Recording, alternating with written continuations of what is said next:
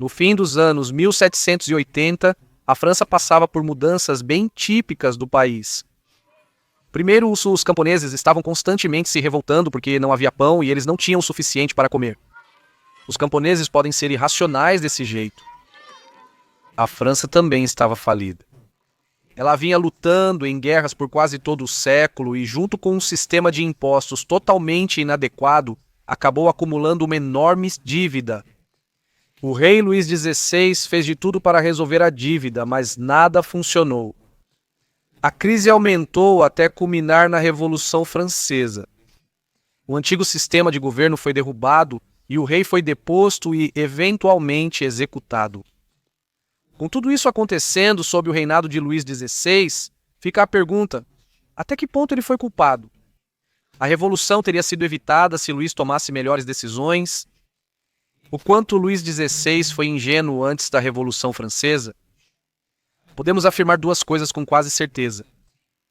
Primeiro, a situação era muito difícil e teria sido um desafio até mesmo para um político extremamente talentoso. Segundo, um político extremamente talentoso, querido Luís, ele não era. Às vezes, ele era tão inútil quanto uma camisinha de tricô.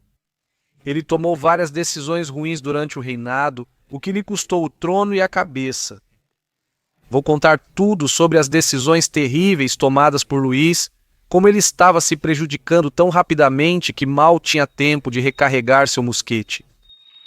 Mas antes, vamos analisar alguns dos motivos pelos quais, para ser justo com Luís, era uma situação extremamente difícil. Todos os problemas que não eram culpa de Luís XVI. Primeiro, Luís subiu ao trono em uma época em que a monarquia, de modo geral, era extremamente impopular. Isso se devia em grande parte ao seu pai, Luís XV.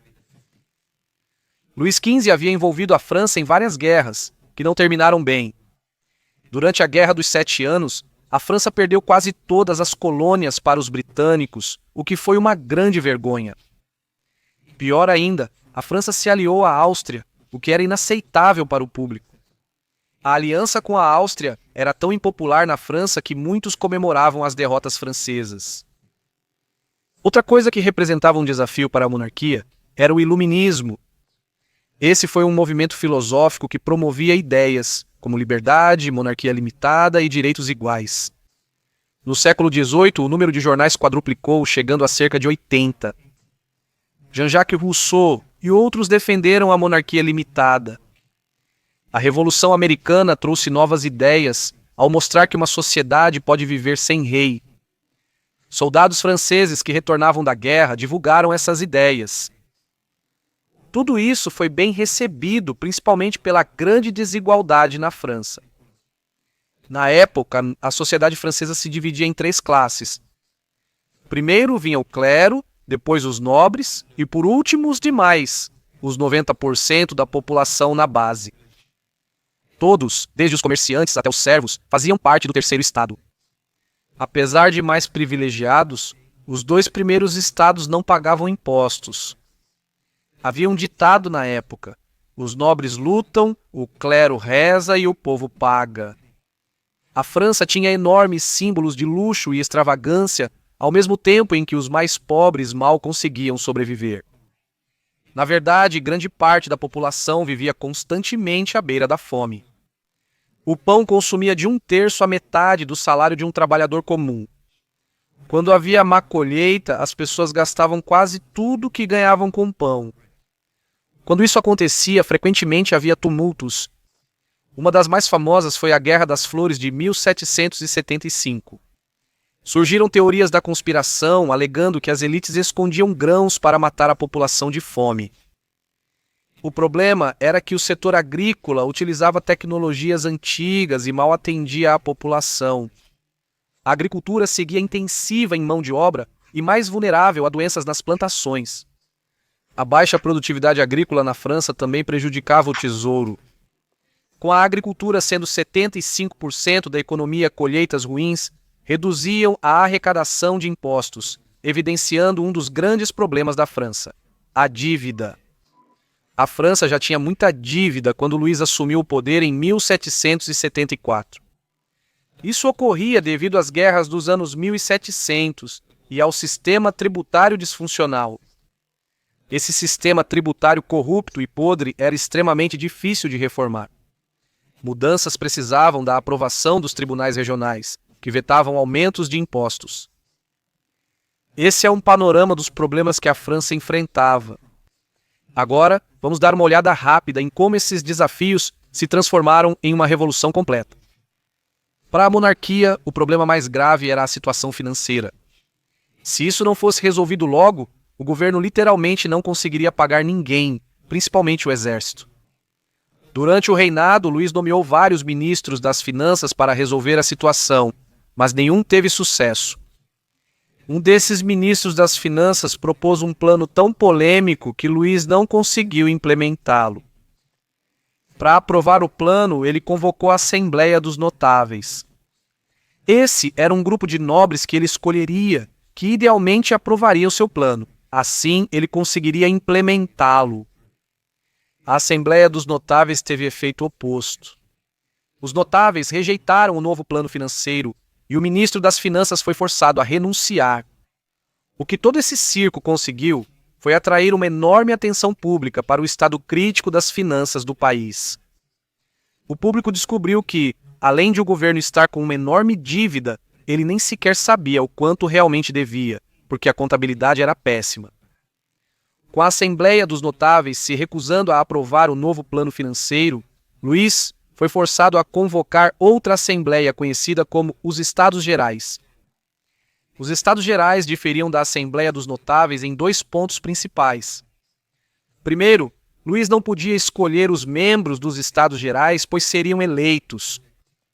Segundo, todos os 3 estados teriam representantes, incluindo o terceiro estado, que representava os 90% mais pobres da população. A convocação dos Estados Gerais sempre seria politicamente arriscada para Luís. A reunião de muitos representantes do terceiro estado facilitou o compartilhamento de ideias e planos. Planos como o de conseguir mais poder. No final, foi exatamente isso que aconteceu. Representantes do terceiro estado se rebelaram. Eles deixaram os outros estados gerais e se declararam o único parlamento legítimo da França.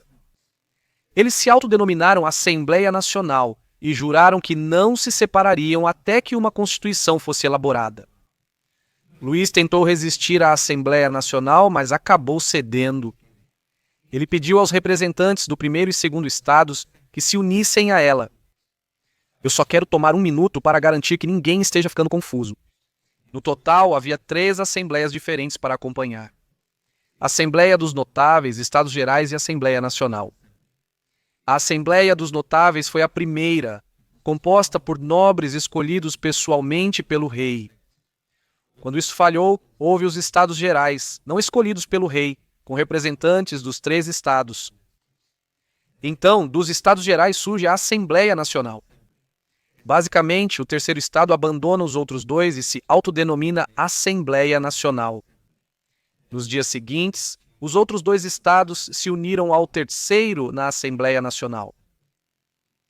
A formação da Assembleia Nacional representou grande perda de poder para o rei. Agora havia um parlamento permanente com um enorme poder do qual ele não podia se livrar. A queda de Luís do poder se concretizou 4 meses depois, em outubro. Mulheres em Paris, indignadas com o preço do pão, marcharam até Versalhes para protestar. Luís concordou que ele e sua família se mudariam para Paris. Desde então, tornou-se prisioneiro da Revolução.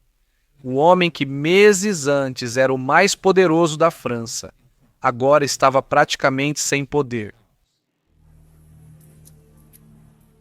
Então, com todo esse contexto fora do caminho, vamos finalmente responder à pergunta do vídeo.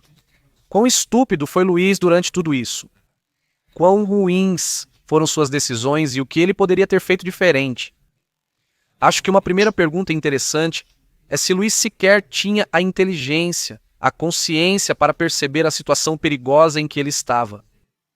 Ele sabia que isso não era algo que ele poderia simplesmente ignorar e que as consequências eram realmente enormes? Bem, aqui podemos dizer enfaticamente que sim. Luís estava ciente de quão grande era a crise. Alguns historiadores afirmam que sua ansiedade causou um colapso nervoso. Luís sabia que poderia estar vulnerável porque estava muito ciente do destino de um certo rei inglês apenas 140 anos antes. Em janeiro de 1649, Carlos I da Inglaterra e Escócia foi decapitado diante de uma multidão em Londres. Ele também se meteu em uma situação política complicada e, depois de administrar as coisas muito mal, acabou perdendo a cabeça.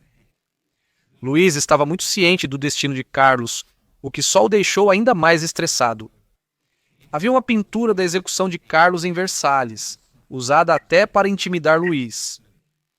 Então podemos dizer que Luís definitivamente sabia que precisava urgentemente resolver as coisas. Vamos analisar o que Luís realmente fez. Um bom começo são suas tentativas de resolver a crise da dívida. Quando Luís assumiu o poder, a França tinha dívidas de guerras, mas eram quase administráveis. O que realmente levou tudo ao limite foi apoiar a Revolução Americana. Em 1776, os Estados Unidos da América declararam independência da coroa britânica e a França viu chance de se vingar da Grã-Bretanha pela derrota de 20 anos antes. Porém, isso faria uma situação financeira ruim se tornar catastrófica. Luís foi avisado sobre isso por seu ministro das Finanças, Turgot. Nas palavras de Turgot, o primeiro tiro de canhão levará o Estado à falência. Em outra citação, ele afirmou que intervir na Revolução Americana acabaria com a esperança de reforma financeira, sem enfraquecer a Grã-Bretanha. Isso se mostrou correto. Luís ignorou o aviso de Turgot, demitiu-o e nomeou Necker como novo ministro das Finanças. Necker prometeu apoiar a Revolução Americana sem elevar impostos. Como isso poderia ser feito? Com mais empréstimos, é claro. A França apoiou os rebeldes americanos principalmente por meio de dívidas. Necker também foi irresponsável ao divulgar relatórios financeiros franceses deliberadamente enganosos. Ocultaram as dívidas da guerra, mostrando o cenário mais otimista que o real. 4 anos depois, Necker renunciou e Luís precisou de outro ministro das Finanças. Ele escolheu Charles de Colonne, que iniciou um plano muito ambicioso para as finanças do país. Colonne sugeriu trocar o sistema tributário por um imposto sobre a terra, pago na colheita e sem isenção para a nobreza. Ele também queria eliminar as tarifas internas na França, estabelecendo o livre comércio dentro do país. O plano era polêmico e o rei não tinha poder para implementá-lo sozinho. Para aprová-lo, Colônia queria que Luís convocasse a Assembleia dos Notáveis, conselho de nobres raramente reunido na história da França. Isso não parecia ser um plano particularmente arriscado.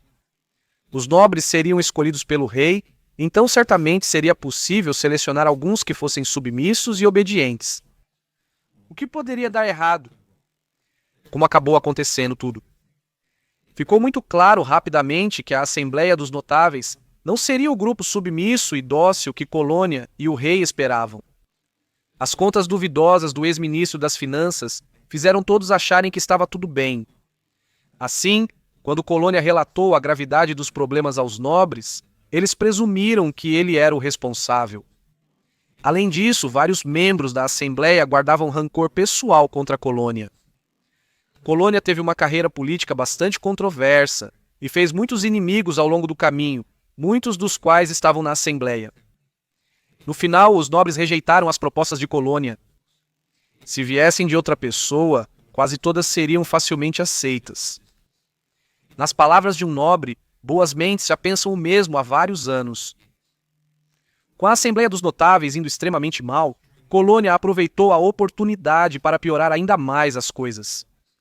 Ele fez um apelo diretamente ao povo, lançando um panfleto no qual tentava fazer os nobres parecerem ruins por não concordarem com suas reformas. Ele os descreveu como egoístas, sem querer abrir mão de privilégios. A ideia era que, com o apoio do público, os nobres seriam pressionados a aceitar seu plano financeiro. Isso falhou completamente. O panfleto fez pouco para mudar a opinião pública, mas deixou os nobres ainda mais hostis em relação a ele. Com o tempo, ficou claro que a Assembleia dos Notáveis não iria alcançar nada além de ser um desastre de relações públicas para Luís. O que finalmente acabou de vez com isso foi um pedido dos nobres que Luís recusou. Antes de aceitar reformas, eles exigiram esclarecimento real sobre as finanças do país. Eles exigiram um grupo permanente de contadores para monitorar continuamente as finanças do país. Para mim, isso parece uma ótima ideia. Se você tem um problema enorme de dívida que está tentando resolver, pode ser uma boa ideia saber quanto de dívida você realmente tem. Luís recusou e vetou a proposta. Com isso, a Assembleia dos Notáveis estava efetivamente encerrada, tendo sido um desastre espetacular para Luís e Colônia. O episódio tem tantos erros e decisões ruins de Luís que é difícil saber por onde começar. Se você quer um grupo que aprove seu plano político sem questionar, não deveria ser difícil achar bajuladores que façam o que deseja. Em segundo lugar, Luís era representado principalmente por Colônia, tão popular quanto cocô em piscina. Luís deveria notar os muitos inimigos de Colônia e não usá-lo como rosto das reformas. Luís demitiu Colônia e contratou outro ministro das Finanças. Por mais de um ano, ele e o novo ministro das Finanças tentaram aprovar reformas, sem sucesso. Em agosto de 1788, a França declarou falência oficialmente. O ministro das Finanças soube que o tesouro estava vazio. O governo francês não conseguia pagar suas dívidas. Luís fracassou em resolver a crise da dívida da França. O fracasso de Luís na crise da dívida revela suas falhas como administrador e governante. Também mostra suas falhas como líder. Em vez de ficar tentando contratar ministros das finanças que fariam planos para resolver tudo, ele mesmo deveria ter feito esses planos. Ele deveria ter controlado a situação fiscal e, com conselhos, feito seu próprio plano para resolver os problemas. Um plano apresentado pelo rei teria tido muito mais peso do que qualquer um daqueles apresentados por seus ministros das finanças. Quando um ministro das finanças apresentava um plano, todos podiam simplesmente ignorar ele e seu plano. Se fosse apresentado pelo rei, teria sido muito mais difícil criticar, porque, é claro, criticar o rei era algo muito mais tabu de se fazer. Luís realmente precisava se envolver, colocar a mão na massa, resolver a crise. Muitos dos políticos mais notáveis da história eram extremamente envolvidos nos assuntos de seus países. Na véspera da Batalha de Borodino, Napoleão escrevia regras para uma escola de meninas na França. Stalin controlava tudo na União Soviética, até a arte permitida e a redação da Enciclopédia Nacional. Acho que Luís realmente precisava disso. Com a França falida, restava apenas convocar os Estados Gerais. Porém, uma grande questão pairava sobre os Estados Gerais. Antes, cada estado tinha um voto, permitindo que os dois primeiros superassem o terceiro estado. Cada estado tinha igual número de representantes. Muitos queriam que o terceiro estado tivesse o dobro de representantes e a contagem fosse por cabeça. Assim, os dois primeiros estados não poderiam superar o terceiro estado na votação. No final de 1788, esse era o assunto na boca de todos, o grande debate nos cafés franceses. Eventualmente, Luís decidiu que o terceiro estado teria o dobro de representantes, mas a votação só seria feita por cabeça se o primeiro e o segundo estados concordassem com isso. Isso acabou sendo mais um erro de Luís. Os Estados Gerais se reuniram em 5 de maio de 1789 e o terceiro estado logo exigiu contagem por cabeça. Os dois primeiros estados negaram. Após dias de debate, o terceiro estado resolveu agir por conta própria. Ele declarou a Assembleia Nacional como o único parlamento legítimo. Em seguida, convidou membros simpáticos dos dois primeiros estados para se juntarem a ele. A nova Assembleia Nacional contava com grande apoio popular e alguns membros dos dois primeiros estados aderiram a ela. Os membros prometeram não se dispersar até a França ter nova Constituição. O que ocorreu depois exemplifica ainda mais os erros recorrentes de Luís. Ele fez um discurso oferecendo muito aos representantes rebeldes. Ele aceitou que futuros impostos ou empréstimos só seriam cobrados com a aprovação dos Estados Gerais. Além disso, vários impostos impopulares seriam abolidos. Ele também prometeu acabar com a prisão arbitrária, o trabalho forçado e a servidão. No entanto, em troca, ele exigiu que ele e os 2 primeiros estados tivessem poder de veto sobre novas reformas. Para convencer os representantes, Luís tentou intimidá-los, posicionando muitas tropas ao redor do salão. Ao terminar o discurso, ordenou que se dispersassem e se reunissem no dia seguinte seguindo suas regras. O que aconteceu a seguir foi marcante. O primeiro e o segundo estados obedeceram e saíram do salão. O terceiro estado recusou. Eles mantiveram sua posição e um dos membros declarou que nada além de baionetas poderia forçá-los a sair. Houve um grito de aprovação e eles renovaram seu juramento de entregar uma constituição para a França. Esse episódio revela 2 erros recorrentes de Luís. Primeiro, ele tinha o hábito de fazer concessões somente quando já era tarde demais.